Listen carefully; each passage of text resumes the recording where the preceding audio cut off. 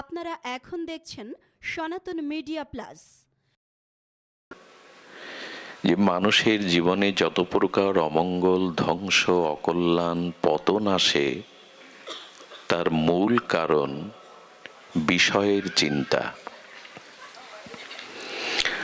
ধ্যায়ত বিষয়ং পুংস। যখনই মানুষ সৎ চিন্তা, ভগবত চিন্তা, ভগবানের নাম রূপ লীলা মাধুর্য চিন্তা ব্যতীত কোন এই জগতের ভোগ প্রবৃত্তিময় বিষয়ের ধ্যান বা চিন্তা করতে থাকে, তখনই তার অমঙ্গল, কল্যাণ, পতন শুরু হয়। কথা বলেছেন ভগবান নিজে, ধ্যায়তে বিষয়ং পুংস। এখন আমাদের অনাদিকাল কোটি কোটি অতীত জন্মের আমাদের সংস্কার কুসংস্কারে ভরা, পাপময়, অপরাধময়, ভোগময় আমার মনের মধ্যে এই বিষয় চিন্তায় এসে হাজির হয়। আর এই বিষয় চিন্তার যে বিষময় ফল, পরিণতি, সেটা আজ আমরা একটু জানবো, যাতে বিষয় চিন্তা হতে আমরা ভগবত চিন্তা, সৎচিন্তা মনকে দিতে পারি। বিষয় চিন্তার বিষময় পরিণতি বা তার ফল আসুন আমরা একটু জানি। দেখুন, বিষয় ভোগের দ্বারা দুঃখের অন্ত হয় না, শেষ হয় না। একটু বলে রাখা প্রয়োজন, বিষয় কি? অর্থ, বিত্ত, বাড়ি, গাড়ি, ভূসম্পত্তি না, বিষয় এগুলি না। বিষয় হলো পাঁচটি। একটু ধ্যান দিয়ে শুনবেন। বিষয় কটি বললাম? পাঁচটি। একটা হলো শব্দ, স্পর্শ, রূপ, রস, গন্ধ। এই পাঁচটিকেই বলা হয়েছে বিষয়। শব্দ, স্পর্শ, রূপ, রস, গন্ধ। আচ্ছা, বিষয়, এই পাঁচটিকেই বলা হয় বিষয়। বিষয় শব্দটা এক থেকে একাধিকবার যদি বলেন, ওই শব্দটা কি দাঁড়ায় অর্থ? বিষয়, বিষয়, বিষয়, বিষয় বলতে থাকুন, শব্দটা শেষে আসবে বিষ হয়। আর বিষে তো মানুষের যন্ত্রণা, পতন, মৃত্যু আসে। বিষয় আমাদের তাই আসে। এই জন্য বলছেন বিষয় ভোগের দ্বারা দুঃখের অন্ত হয় না। এই জন্য আমাদেরও দুঃখের শেষ নেই, জরাব্যাধি মৃত্যু আসা যাওয়া ফুরায় না, কারণ আমরা বিষয় ভোগ করছি। আচ্ছা, লক্ষ্য করুন, প্রদীপ জ্বলছে, সেই প্রদীপের শিখায় আগুনের তো একটা রূপ আছে, প্রদীপের শিখার একটা রূপ আছে। অন্ধকারের কীট পতঙ্গগুলো ওই প্রদীপ শিখার রূপে সুখ পাবে বলে ওরা ঝাঁপ দেয়। ওই যে প্রদীপের শিখাতে অন্ধকারের কীট পতঙ্গগুলো ওই আগুনের রূপে, প্রদীপের শিখার রূপে ঝাঁপ দিয়ে সুখ পায় তো। প্রদীপের অগ্নিশিখায় কীট পতঙ্গগুলো এসে পড়ে না, সুখ পাবে বলে। ওই প্রদীপের শিখার রূপ আছে, আগুনের একটা রূপ আছে। অন্ধকারের কীট পতঙ্গগুলো সুখ পাবে বলে ঝাঁপ দেয়। ওরা সুখ পায় তো না পুড়ে মরে পড়ে থাকে? আচ্ছা, কীট পতঙ্গগুলো জানে না যে আগুনের ধর্ম কি, ওখানে গেলে পুড়ে মরতে হবে, জানে না। আমরা তো জানি, রূপের আগুনে, রূপ স্ত্রী ব্যতীত পর স্ত্রী আমার কাছে মা এবং বোনের মতো, জগদ্ধাত্রী রাধারানীর অংশ স্বরূপা। ইয়া দেবী সর্বভূতে মাতৃরূপেণ সংস্থিতা। তো সেই আদ্যাশক্তি দেবী ভগবতী যোগমায়ার রূপ এই মায়েরা। তো আমি সেই রূপের নেশায় ঝাঁপ দিলে যে আমার পতন হবে আমি জানি, কিন্তু কীট পতঙ্গগুলো অজ্ঞান। ওদের এই বিবেক নেই, ওদের এই জ্ঞান নেই যে আগুনে ঝাঁপ দিলে সুখ নয়, পুড়ে মরতে হবে। ওরা না জেনে ঝাঁপ দেয়, আর আমরা জেনে ঝাঁপ দেই, বিবেক থাকতেও ঝাঁপ দেই। বিষয়ে কি করে পতন আসে? ওই মৎস্য শিকারী বড়শির আগায় একটা আমিষ চার দিয়ে দেয়, বড়শি বলে তো না, বড়শির আগায় একটা আমিষ চার দিয়ে দেয়, মাংসের টুকরো বা সুগন্ধের কোনো চার দিয়ে দেয়। মাছগুলো আনন্দে খেলতে থাকে, ওরা জানে না যে আমিষ জিহ্বার আস্বাদ্য বস্তুর পিছনে বড়শি আছে, আটকে যেতে হবে, মরতে হবে। ওরা না জেনে মাংসের টুকরোটা, আমিষের টুকরোটা, চারটা গিলতে গিয়ে মরে। কিন্তু আমরা তো জানি নিষিদ্ধ বস্তুগুলো গ্রহণ করলে, আস্বাদন করলে রোগ হবে, এতে বিপদ আসবে, চরিত্রের স্খলন হবে, এটা জেনেও আমরা ওই রসগুলো আহার করি। ওরা না জেনে এই ভুলগুলো করে। আমরা বিবেক থাকতেও, জ্ঞান থাকতেও, বিদ্যা থাকতেও ঝাঁপ দিয়ে আমাদের দুঃখ কে এড়াবে? আগেকার দিনে হরিণ শিকার করতো বনে, কি করে জানেন? কিছু প্রাণী আছে, শব্দ, এদের কাছে শব্দ খুব মধুর লাগে, তো জাল পেতে শিকারী বংশীর ধ্বনি করত। বংশীর সুরমূর্ছনায় হরিণ মোহিত হয়ে এসে ঝাঁপ দিত, ওই জালে আটকে যেত, শিকারীর জালে। আমরাও তেমনি আমাদের কানে ভগবত কথা, ভগবত লীলা, সাধু প্রশংসা না শুনে পরনিন্দা, পরচর্চা, কাম কামিনীর কথার শব্দে আটকে যায়। হরিণগুলো জানে না যে এই শব্দের আনন্দে ছুটতে গিয়ে আমি জালে আটকা পড়বো। হরিণ জানে না, কিন্তু মানুষ জানে যে কানে পরনিন্দা, পরচর্চা, রমণীর কথা, বিষয়ের কথা শুনলে মনটা দূষিত হবে, পতন হবে, জেনেও কান বাড়িয়ে শুনতে থাকে। সুধীজন, এই জন্য বলছেন ওরা না জেনে, ওদের বিবেক নাই, ওদের চেতনা নাই। কিন্তু আমাদের তো বিবেক প্রধান, জ্ঞান প্রধান, চেতনা প্রধান। আমরা এমনি করেই বিশ্বের অনন্ত কোটি জীব এই শব্দ, স্পর্শ, রূপ, রসগন্ধে ঝাঁপ দিয়ে মরছি। এই মরণের শেষ নেই, এই জন্ম মৃত্যু জরাব্যাধির শেষ নেই। তাই বললেন বিষয় ভোগের দ্বারা দুঃখের অন্ত হয় না, দুঃখ বেড়ে যায়। এবার অন্তত ফিরে এসো, এবার অন্তত জানো যে দেখো এর দ্বারা পতন হবে। ধ্যায়ত বিষয়ং পুংসা, বিষয়ের ধ্যান করলে কেমন বিপদ জানেন? আমাদের লঙ্কেশ অর্থাৎ রাবণ, তিনি ভগবান শিবের চেলা, শিষ্য। উনি হাজার হাজার বছর কঠোর তপস্যা করেছেন, উনি বেদজ্ঞ, বেদের ভাষ্য রচনা করেছেন।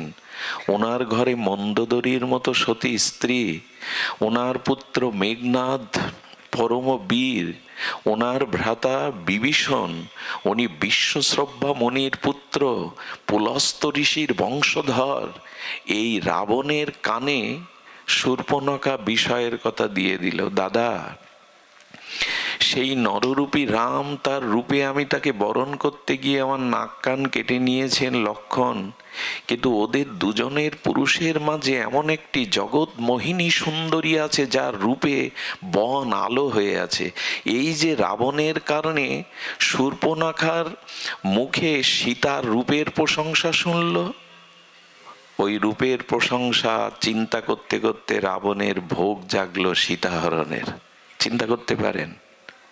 এত বড় বেদ জানে, বেদের ভাষ্য লিখেছেন, ঋষির, মুনি ঋষির বংশধর, শিব ঠাকুরের আরাধনা করে তার শিষ্য হয়েছেন, তবু ওই শূর্পণখার মুখে সীতার অপরূপ ভুবনমোহিনী রূপের সৌন্দর্য আটকে গেল, তাতে সীতাহরণে বাধ্য হয়ে পতন হয়ে গেল।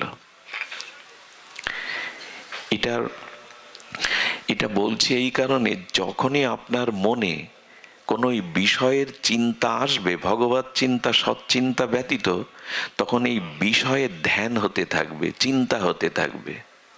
আর যখন বিষয়ের চিন্তা করতে থাকবেন, ধ্যায়াতে বিষয়ং পুংসা সঞ্জাত সঞ্জায়ত কামা, ভগবান বলছেন তো, গীতার বাণী তো খুব মার্মিক, যখনই কোনো বিষয়ের চিন্তা করতে থাকবেন, ধ্যান মানে গভীরভাবে চিন্তা করা, বারবার পুনঃ পুনঃ চিন্তা করা, চিন্তা করলে ওই বিষয়টাকে ভোগ করবার পাওয়ার কাম জেগে যাবে, কামনা জেগে যাবে, ওই বিষয়টাকে ভোগ করবার জন্য লালসা জেগে যাবে। কি হবে, বিষয় ধ্যান করলে ওই বিষয় ভাবনাটায় আক্রান্ত হয়ে আপনি ওই বিষয় ভোগের দিকে আপনার চিত্তবৃত্তি বিক্ষেপ হবে। আর যখনই ওই বস্তু ভোগ করার জন্য যাবেন, তখন ওই বস্তুর প্রতি সম্মোহ আসবে, জ্ঞান থাকবে না, চেতনা থাকবে না। আপনার জেনে শুনেও বিষ খাই, চেতনা নাই, জানি যে এই কাজ করলে ভবিষ্যৎ পরিণতি অমঙ্গল ধ্বংস, তবু করব, কারণ ওই বিষয়ের প্রতি সম্মোহে এসে যায়। জ্ঞান চেতনা কাজ করে না, উপদেশ শাস্ত্র জ্ঞান কাজ করে না। ওই বিষয়ের ধ্যান করতে করতে তাকে পাওয়ার জন্য তীব্র ব্যাকুলতা জাগে, একে বলে কাম। আর এই কামের পথে বাধা হয়ে দাঁড়ালে ক্রোধ এসে দাঁড়ায়। যেটা ভোগ করতে চাইছেন, ওই ভোগের পথে যারা অন্তরায়, যারা বাধা হয়ে দাঁড়ায়, পরিস্থিতি তো অনুকূল না, যা চাইছেন ভোগ করতে তা সহজে পাবেন না, কোনো বাধা এসে দাঁড়াবে। আর যখনই বাধা এসে দাঁড়ালো, তখন এসে গেল ক্রোধ। আর যখন ক্রোধ আসে, ক্রোধ আগুনের মতো শিশুকেও পোড়ায়, ক্রোধ মন্দিরকেও পোড়ায়। ক্রোধের চেতনা নেই, এটা মন্দির। ক্রোধের চেতনা নেই, এটা শিশু। আগুনের ধর্ম হলো যাকে পাবে পুড়িয়ে ফেলবে। তেমনি ক্রোধ যখন আসে, তখন মানুষের জীবনে ভয়ঙ্কর রূপে পরিণতি ডেকে আনে। ক্রোধ করে আজ পর্যন্ত কারো কল্যাণ হয়নি। ক্রোধ আগুন, ক্রোধ অনল, সব কিছু পুড়িয়ে ছারখার করে দেয়। আর যখন ক্রোধ আসলো, এই ক্রোধ থেকে আপনার স্মৃতি ভ্রম হয়ে গেল, স্মৃতি ভ্রমর পরে বুদ্ধি নাশ হয়ে গেল। আর বুদ্ধি নাশ হলে আপনার আমার বিনাশ বা পতন হয়ে গেল। এই হলো ক্রম কোনো বিষয় চিন্তার বিষময় ফল। আমরা সারাদিন কি করি, মনে কোন চিন্তা করি, কোন ভাবনা করি, একবার ভেবে দেখেছি আমাদের পরিণতি কি? এই জন্য জগতে বিষয় ভোগের দিকে দৃষ্টি ফিরাতে হবে। আর না, আমি যখন শূকর হয়েছিলাম, কুকুর হয়েছিলাম, আমি যখন হিংস্র জীবজন্তু হয়েছিলাম, প্রত্যেক জন্মেই ভোগ মানুষের থেকে বেশি করেছি, কিন্তু পিপাসা যায়নি। ভোগ এক জন্মের না তো আমার। শূকর কুকুর জন্তু জানোয়ার হিংস্র প্রাণী হয়ে ভোগ করেছি, পিপাসা যায়নি। মনুষ্য জীবন ভোগের নয়, আরাধনার, উদ্ধারের, নিজের কল্যাণের। কিন্তু ওই দিকে দৃষ্টি যায়নি কেন? যতদিন সদ্গুরুদেবের কৃপা না হবে, যতদিন সাধু সঙ্গ না হবে, যতদিন কোনো মহতের কৃপা দৃষ্টি আপনার উপরে না পড়বে, ততদিন এই জ্ঞানের উন্মেষ হবে না, এই ঘুম আমাদের ভাঙবে না, এই চেতনা আমাদের জাগবে না। মহৎ কৃপা চাই, কোনো সাধুগুরু বৈষ্ণবের বিশেষ কৃপা চাই, না হলে ঘুম ভাঙবে না, এই চেতনা জাগবে না আমি করছিটা কি। এজন্য শাস্ত্র বলছেন, এবার ফিরে এসো। এবার কোটি কোটি 84 লক্ষ জনি ভোগ করেছ, ওইসব জনিতে মানুষ ব্যতীত কোনো প্রাণী ভোগে বাধা নেই, ওরা ভোগের জন্যই জন্ম নিয়েছে। শূকর কুকুর প্রতিটি প্রাণী ভোগ করলে সমাজ তাদের বাধা দেয় না, ওদের জন্য কোনো আইন কানুন পরকাল শাস্ত্র জ্ঞান নেই, ওরা ভোগ করতেই এসেছে। কিন্তু মানুষের জন্ম ভোগের না, ভজনের। মানুষের জন্ম উদ্ধারের। আর যেন পশুতে ফিরে না যেতে হয়, আর যেন ওই হিংস্র জীব জন্তু মলমূত্রের কীট হয়ে জন্মাতে না হয়। এই চিন্তাটা আসে তো মাঝে মাঝে। বলে আসে না কেন জানেন? অসৎ সঙ্গেই পড়ে রয়েছে আমরা, বিষয়ের মধ্যেই পড়ে রয়েছে, এই জন্য এই ভাবনা আসে না। এই জন্য তো হরি কথা সাধু সঙ্গ এই জন্যই তো জাগিয়ে দেয়, এরা জানিয়ে দেয় তুমি যে পথে চলেছ এই পথ তোমার নয়, এই পথে তোমার ধ্বংস আসবে। এই জন্য সাধু বাক্য, হরি কথা, ভগবত কথা শ্রবণ করতে হয়। এটা বিবেককে জাগিয়ে দেয়। দিয়াশালার কাঠির উপরে একটু বারুজ দেওয়া আছে, কোনো জিনিসে আগুন জ্বালাতে গেলে ওই বারুজটা ঘষতে হয়। আপনি 100 বছর ওই দিয়াশালার মধ্যে বারুজ রেখে দিলে জ্বলবে না, ঘর্ষণ করতে হবে, ঘষলেই তবে জ্বলবে, না হলে জ্বলবে না। তেমনি আপনার ভিতরে বিবেক আছে, আমার মধ্যে, আপনার মধ্যে ভগবান আছে, ওইটাকে সাধু সঙ্গ, হরিকথা, ভগবত নাম, ভজনের দ্বারা ঘর্ষণ করতে হবে, তবে বিবেক জাগবে, তবে চেতনা জাগবে, না হলে জাগবে না। অন্তত ওই দিয়াশালার বারুজ নষ্ট হওয়ার আগে একটু ঘষে জ্বলে উঠে মন্দিরের প্রদীপ জ্বালান। এমনিই তো দিয়াশালার কাঠিটা নষ্ট হয়ে যাবে, কিন্তু নষ্ট হওয়ার আগে বারুজটা জ্বালিয়ে একটা প্রদীপ জ্বালান, তাহলে সার্থক হতে পারবেন। জীবনটা কিছুটা ভগবত ভজন করুন, সাধুসঙ্গ করুন, তাহলে এগিয়ে যাওয়া যাবে। সুধীবৃন্দ, আমরা এক জটিল জালে আটকে পড়েছি। এটা হলো জটিল জাল, মাকড়সা। এই মাকড়সাগুলো গালের লালা দিয়ে জাল বনে। আপনার বাড়ি বা আশেপাশে তাকিয়ে দেখুন, ওরা শিল্পের মতো করে গালের লালা দিয়ে কি সুন্দর করে একেবারে শিল্পের আঁকানো তুলির মতো জাল বনে। বনে কেন জানেন? ওইখানেই বসে বসে সুখে থাকবে, রাজত্ব করবে, বাচ্চা কাচ্চা পারে। কিন্তু পরিণতি কি হয় জানেন? ওই জাল বুনতে গিয়ে একদিন ওই জালে আটকে মাকড়সাগুলো মরে পড়ে থাকে। আর যাদের সুখের জন্য জাল বুনেছিল, ওই বাচ্চা কাচ্চাগুলো মরে গেলে জালে ওর ভেতরের দেহের অংশের যে পদার্থগুলো ছিল ওইগুলো কুরে করে খায়। যাদের সুখের জন্য জাল বুনলো, আজকেই প্রমাণ যদি চান বাড়িতে যাবেন, ওই জালের মধ্যে আটকে মরে থাকা মাকড়সারগুলো ভেতরে দেখবেন কিছুই নেই, হালকা। যাদের সুখের জন্য স্বপ্নের জাল বুনেছিল, সুখের জাল, ওই জালে আটকে ওর ভেতরের পদার্থগুলোই খেয়ে ফেলেছে। আপনি যাদের জন্য জীবন যৌবন সব দিচ্ছেন, এরা আপনার সহায় সম্পত্তি রেখে যাওয়া অর্থ ভোগ করবে, কিন্তু আপনার কল্যাণের কিছু করবে না। আমরা এক একজন সব সুখের জাল বুনেছি, কিন্তু বুঝতে পারিনি এর মধ্যে সুখ নেই। দেবতা হোক আর মানুষ হোক, যতদিন বিষয় ভোগের মধ্যে ডুবে থাকবে সুখ নেই, দেবতাদেরও সুখ নেই। দেবতা অহল্যার রূপে, গৌতম ঘরণী, ঋষির ঘরণী অহল্যার রূপে দেবরাজ ইন্দ্র কাম জেগে গেল, আর সেই সতীকে গৌতমের তার স্বামীর রূপ ধরে এসে তার সতীত্ব হরণ করলো। তাতে অভিশপ্ত হয়ে গেল, জরাগ্রস্ত হয়ে গেল ইন্দ্র। দেবতা হয়েও কি করবে? যদি বিষয় ভোগের চিন্তা থাকে, তোমাকে অভিশাপ নিতে হবে। বিষয় ভোগ করতে গিয়ে দেবতারাও অভিশপ্ত হয়ে যায়, স্বর্গরাজ্য থেকে পতন হয়ে যায়। আমাদের কি কথা? এই জন্য ভগবত দর্শন, সাধু দর্শন, সাধু সঙ্গ, হরিকথা, এর মধ্যেই চিন্তার মধ্যে রাখুন, ভাবনার মধ্যে রাখুন। আন চিন্তা এলেই কিন্তু গ্রাস করে নেবে। অসৎ সঙ্গে, কুকথা, বিষয় কথার মধ্যে গেলেই গ্রাস করে নেবে।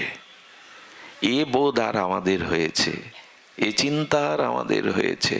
মানুষ কেমন জানেন? জেনে শুনেও এই কাজটি আমরা করি।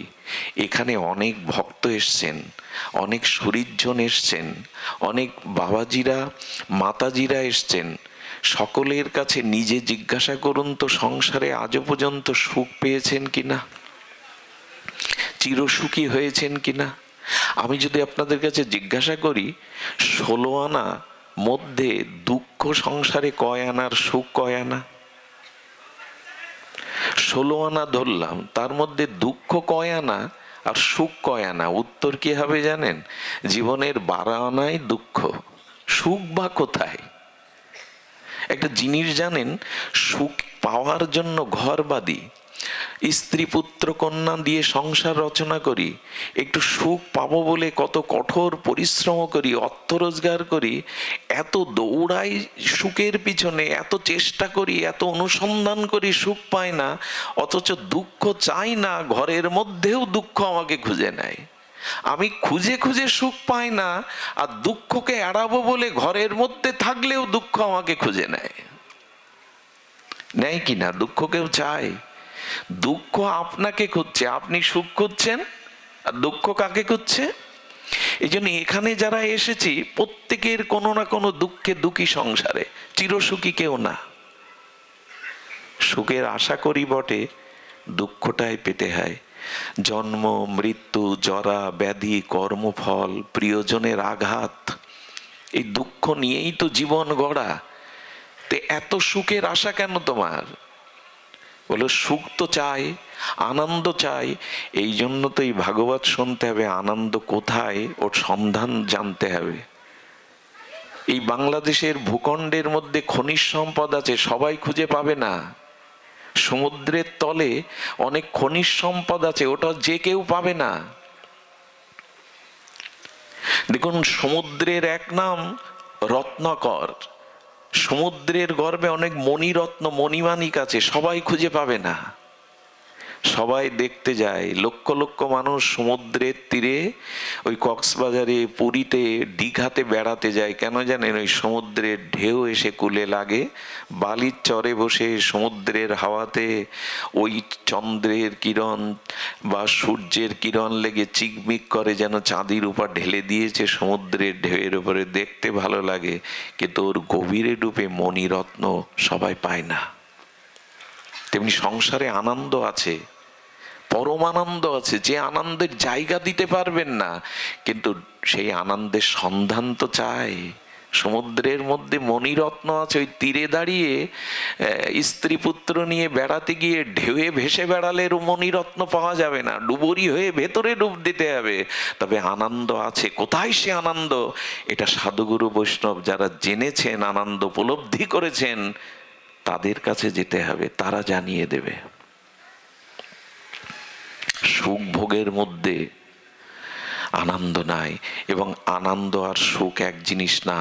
সুখ চাইবেন না, কারণ যখনই সুখ চাইবেন ওই সুখের মোড়কে দুঃখটাও রাখা আছে, তোলা আছে। কথাটা আবার বলি, খুব মার্মিক কথা। যখনই বিষয়ের কোনো সুখ চাইবেন, তখন ওই বিষয় সুখের মধ্যেই দুঃখটা রাখা আছে, আমরা বুঝতে পারি না। আনন্দ চান, কারণ সুখ এবং দুঃখ এই দুটি একসাথে মেশানো। রাস্তা দিয়ে চলতে গিয়ে দেখবেন রাস্তার মোড়টা বামে ঘুরেছে, সামনের মোড়টা আবার ডানে ঘুরেছে। আঁকা বাঁকা রাস্তা না, পথটা কেমন হয়? সোজা হয় সবসময়? আঁকা বাঁকা। তেমন সুখের মোড়ের মাথায় দুঃখ রাখা আছে, আবার দুঃখের মোড়ে এই সুখ দুঃখের তরঙ্গ, এতে ভেসে গেলে হবে না। আনন্দ চাই, কারণ সুখ ক্ষণস্থায়ী, আনন্দ চিরস্থায়ী। সুখ এলে আবার বিদায়ও নেয়, বসন্ত থাকে না। আবার বর্ষা আসে, শীত আসে, বসন্ত 12 মাস থাকে না। তেমনি সুখ থাকে না, দুঃখে এসে উপস্থিত হয়। কিন্তু আনন্দ এমন একটা জিনিস, যা পেলে আর হারাতে হয় না। একে বলে আনন্দ, যা পেলে। আর সুখটা কেমন জানেন? মাটির নিচে টাকা রাখুন, মাটির নিচে কাপড় চোপড় রাখুন, খাদ্য রাখুন, হ্যাঁ, বেশি দিন না, 10-20 বছর পরে গিয়ে কোনো অস্তিত্ব পাবেন না। একটা মানুষের, মরা মানুষকে মাটির নিচে রাখুন, পাবেন না, হাড়গোড় ছাড়া পাবেন না। কিন্তু সোনা 500 বছর রেখে দিন, ক্ষয় হবে না।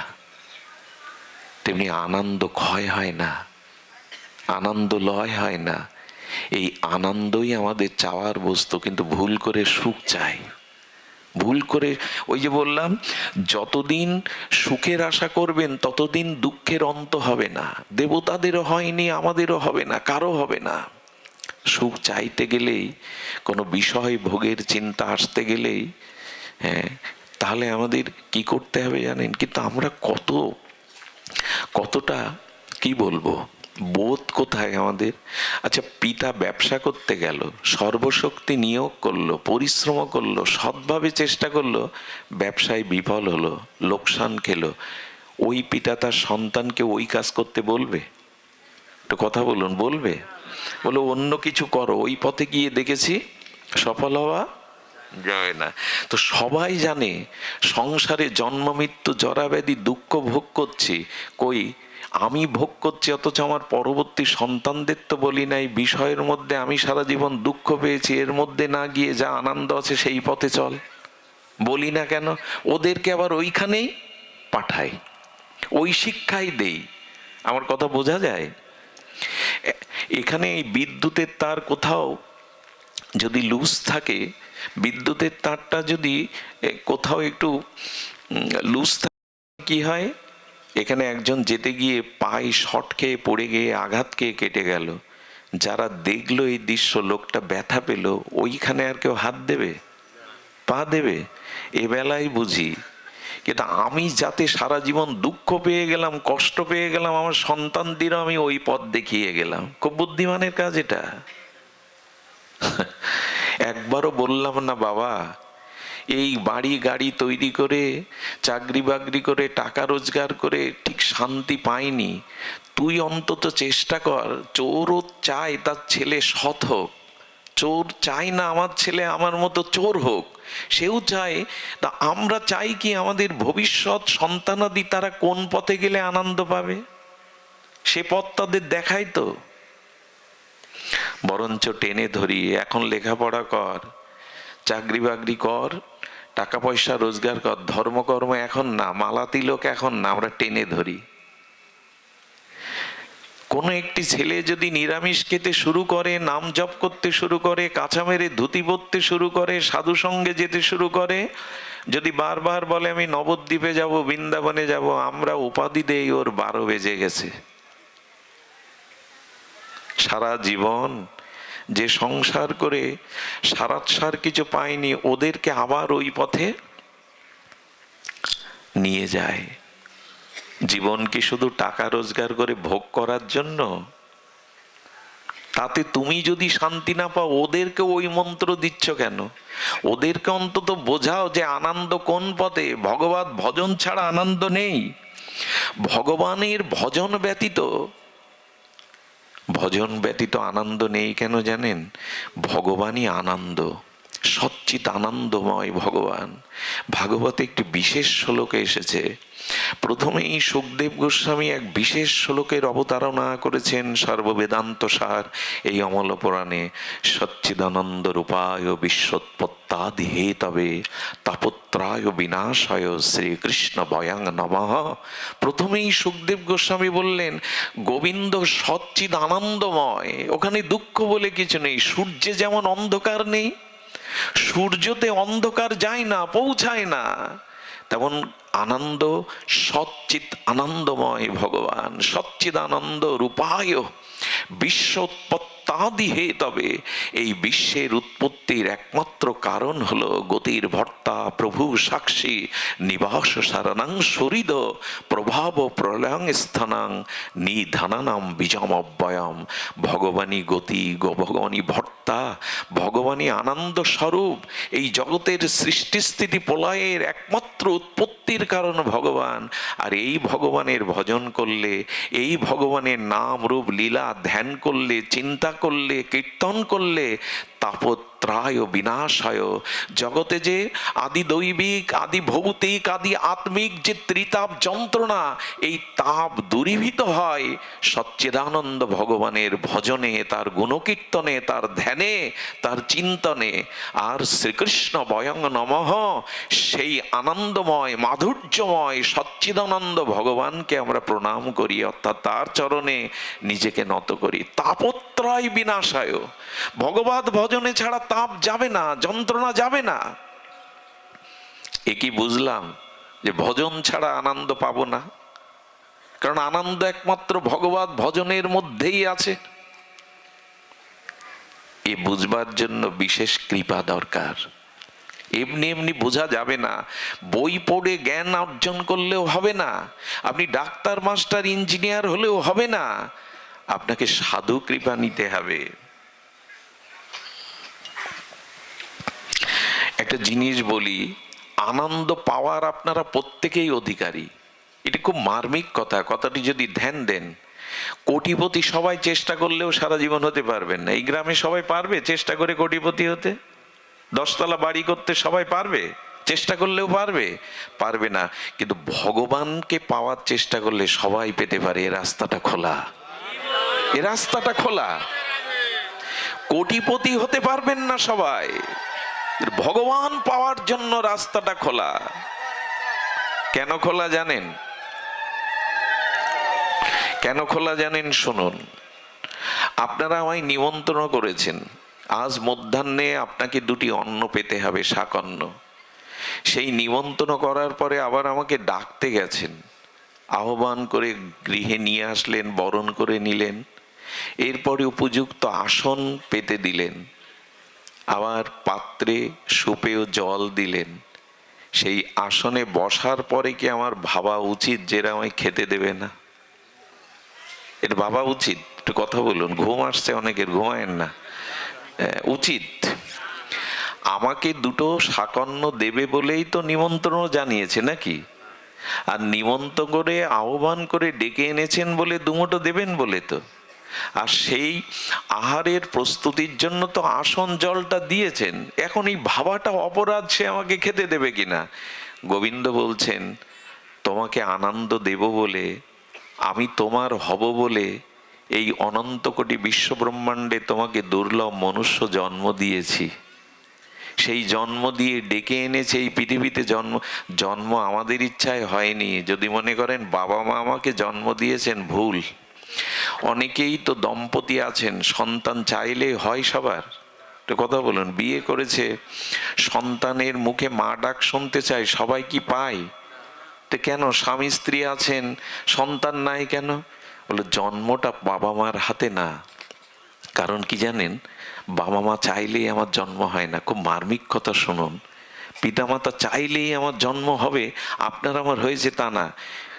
ধ্যান দিন, মা যখন পিতার কাছে সন্তান বাসনা করে, প্রার্থনা করে, তখন পিতৃসত্তা ওই এক বিন্দু বীর্যের মধ্যে কোটি কোটি শুক্রাণু থাকে, অসংখ্য শুক্রাণু থাকে।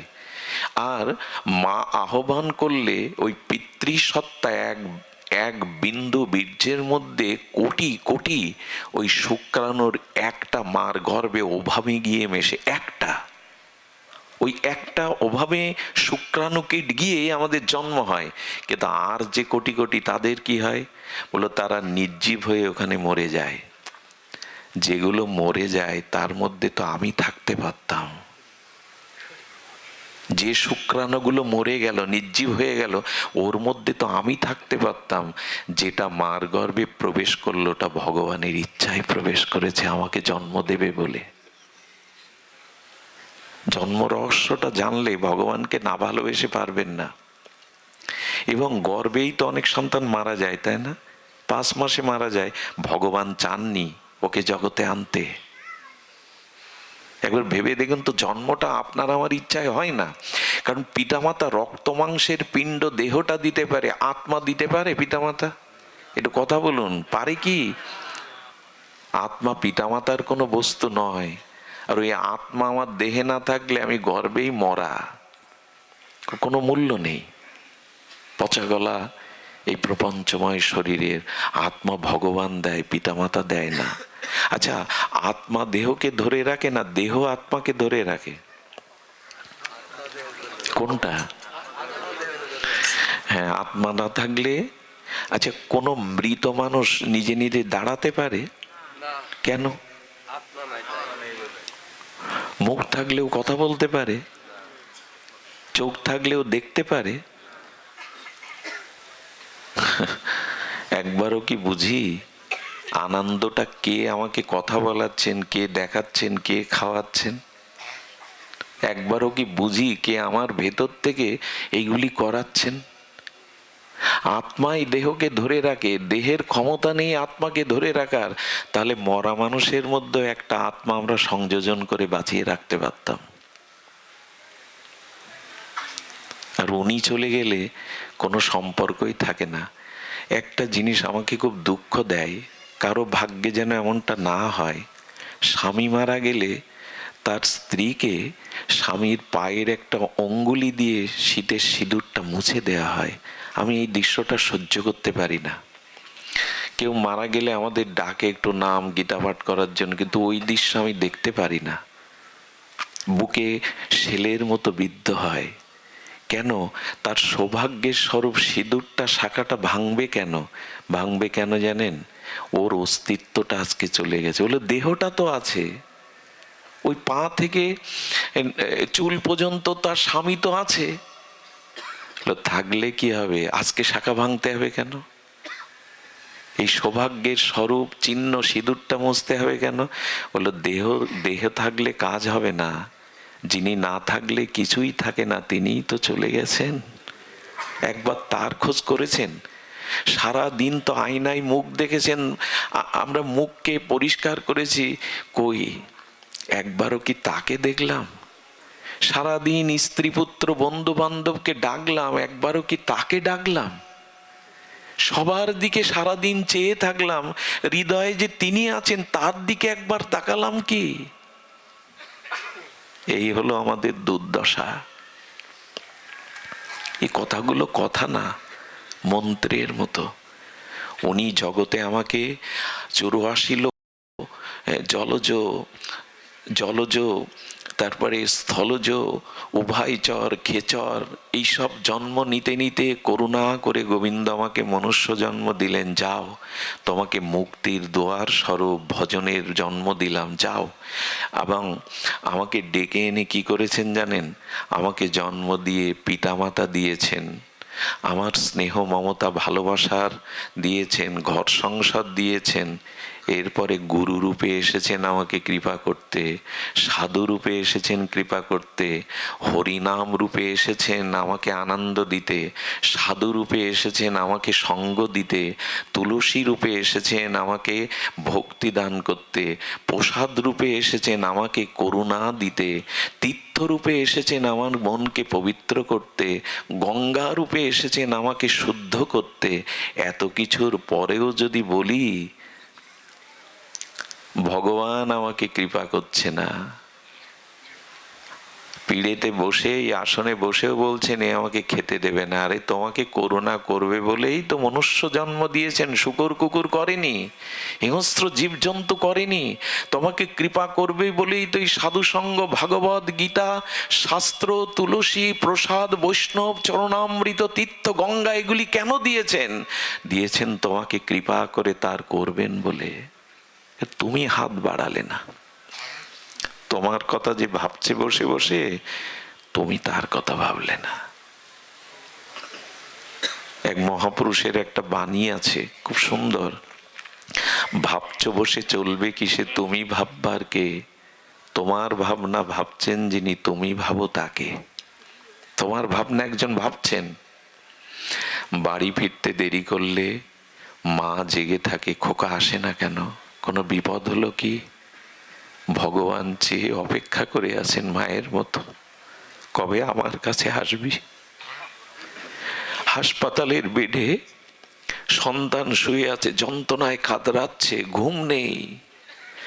মা সন্তানের শিয়রে বসে বসে চোখের জল ফেলছে, আর সন্তানের কপালে তার স্নেহের হাত বুলিয়ে দিয়ে বলছে, খোকা কবে সুস্থ হবি?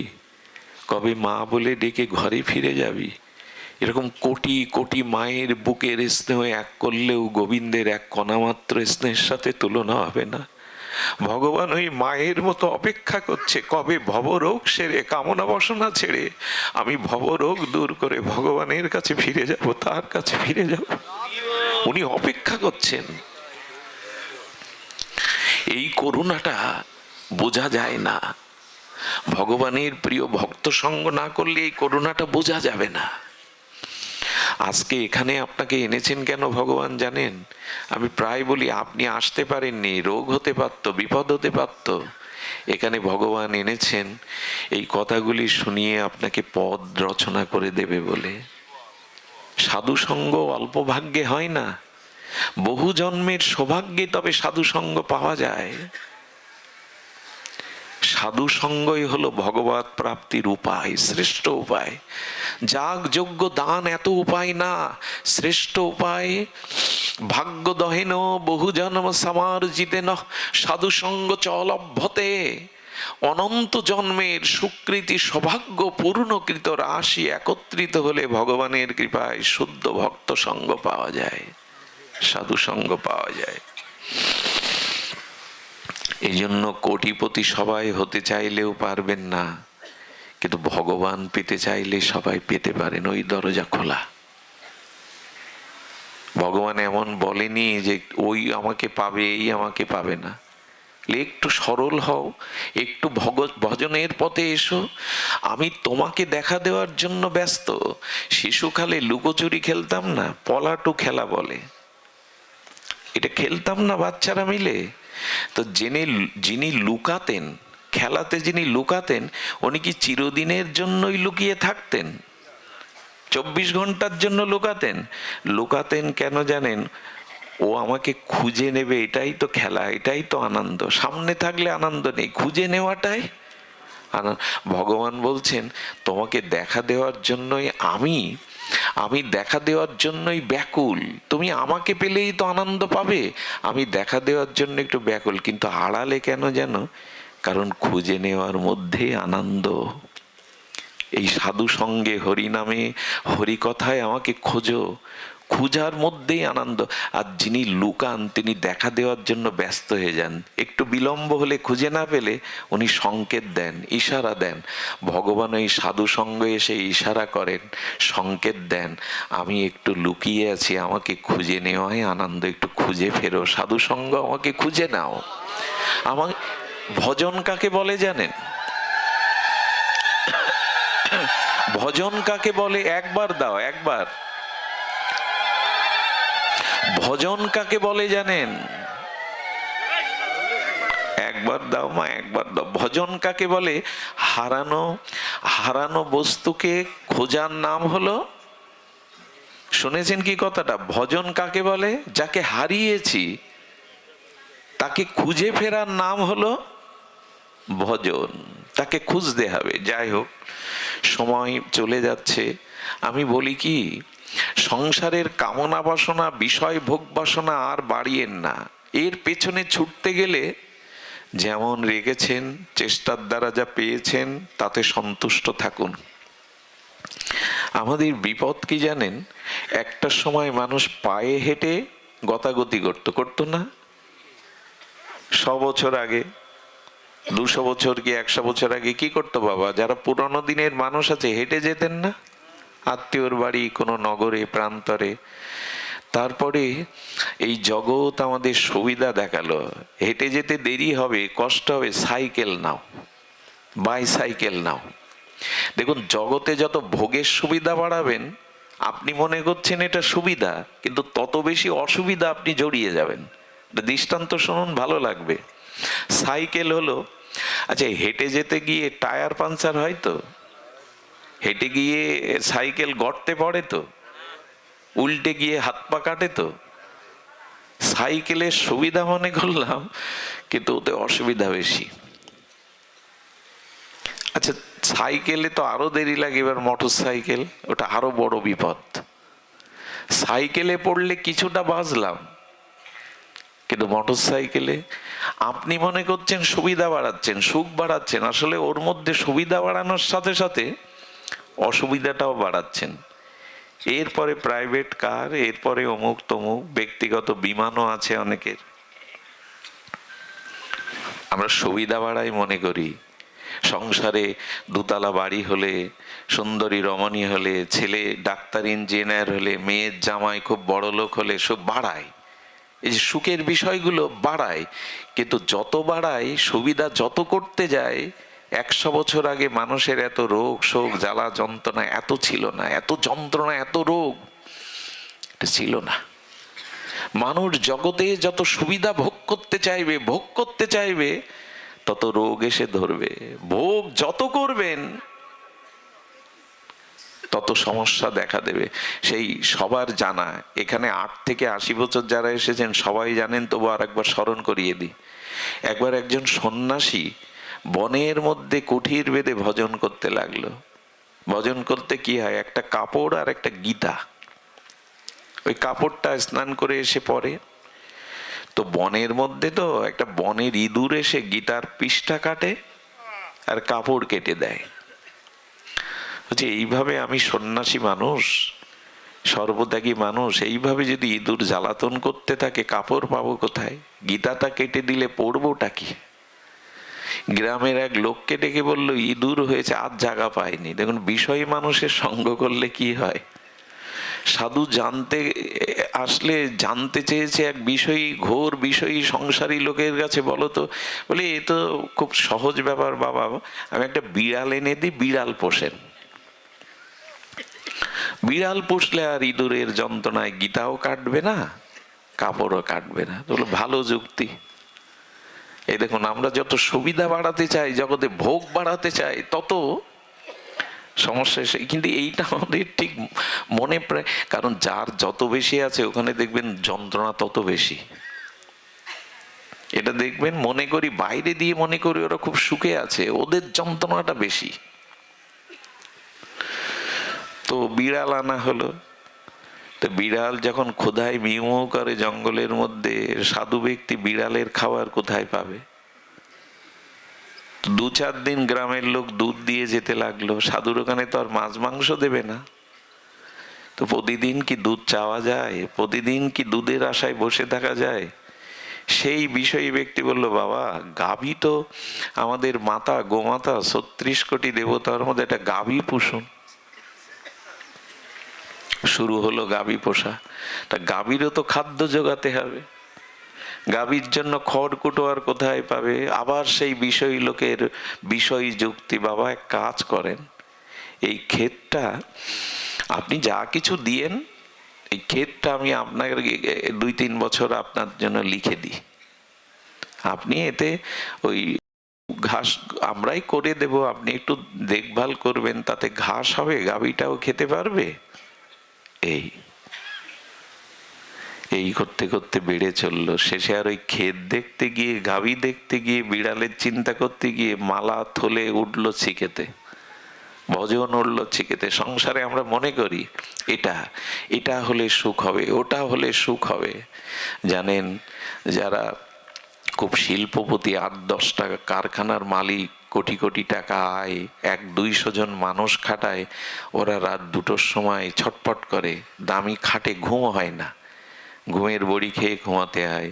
আর যারা 500 টাকার মাটির জোন দেওয়া মানুষ, ওদের ঘরে গিয়ে দেখুন একটা মাদুর বিছিয়ে নাক ডেকে পরমানন্দে ঘুমাচ্ছেন, ওর ঘুমের বড়ি লাগে না।